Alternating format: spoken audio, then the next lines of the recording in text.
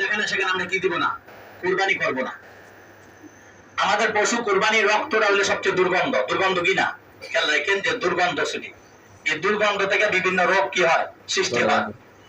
এখানে আমরা পশুরা যেখানে জব করবো সাথে সাথে পানিটা কি করতে হবে, ঢেলে দিতে হবে। পানি দ্বারা পরিষ্কার করে রক্ত ঢাললে মাটি দিয়ে দিতে হবে, দাফন করে দেবো আমরা মাটি দ্বারাতে। এখানে আমরা জমা করব, যেখানে আমরা জব করলে ভালো সুবিধা হয়। রাস্তাঘাটে মানুষ চলাফেরা করে, দুর্গন্ধ ছুটতে পারে, অনেক কষ্ট হতে পারে।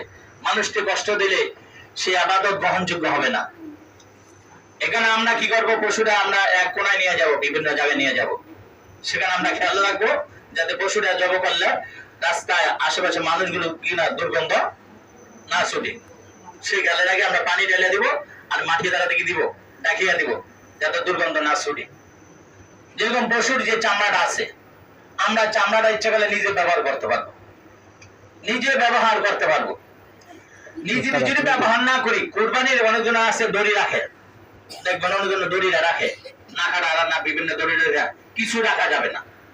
কুরবানির কিছুই রাখা যাবে না, সবগুলো দান করে দিতে হবে আল্লাহর রাস্তায়। কুরবানির যে চামড়া আছে, এই চামড়া দিয়ে আপনি মস্কো তৈরি করতে পারবেন।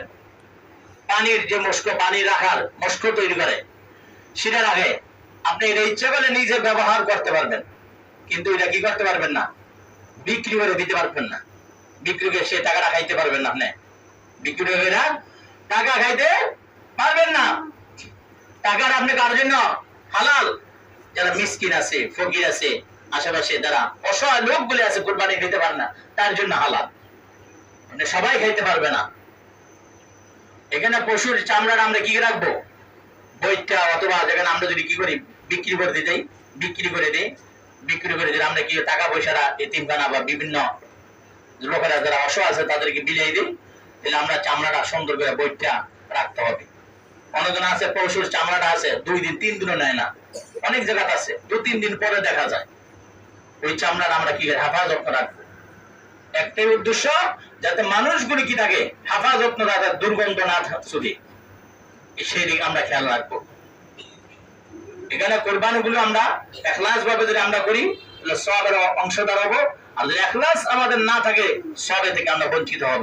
আল্লাহ তাআলা সকলকে সহিভাবে কুরবানি করার তৌফিক দান করুক, সকলে আমিন বলি। ওয়া আখিরি দাওয়ানা।